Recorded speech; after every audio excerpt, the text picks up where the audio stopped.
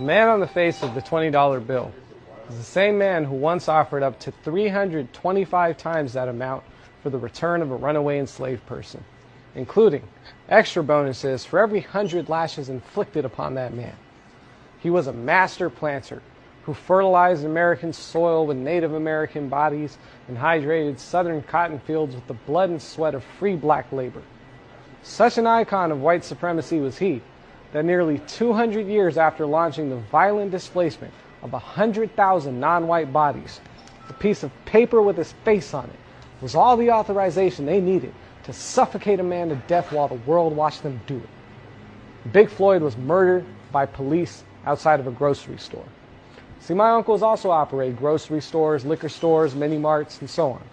That whole generation followed a pretty simple formula.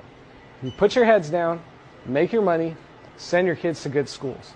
See, what that actually meant was, put your heads down and don't think about why this formula works out for you but doesn't always work out for everyone else. Why you get to own property in this neighborhood but the people who live here can't. Why liquor stores like yours are on every corner but fresh produce and after-school programs are pretty hard to come by.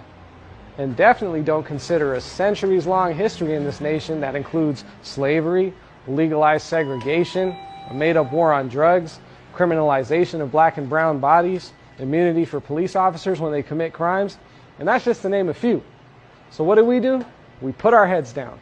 We turned those Jacksons into Benjamins and those Benjamins into Benzes. We became well-educated, well-to-do, and accommodating. We complied with the status quo that keeps telling us that we're almost there, but just not quite them enough until we shed every last remnant of our heritage.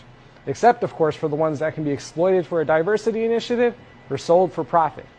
And in the meantime, we got all our music, culture, fashion, sports heroes from a community of people without ever having to reckon with the fact that we have been complicit in the violence against their very existence all along. We kept our heads down, now the joke's on us. We abandoned our homelands and everything we knew to escape poverty, to escape violent conditions, to escape systemic oppression. And this whole time, we remained silent while we watched those very same things happen to a group of people who are just slightly different from ourselves. We no longer have time to keep our heads down. Not now, not ever again. Listen to and learn from black voices. Donate your time and your money to black-led organizations and black causes. Learn and vote in your federal and local elections.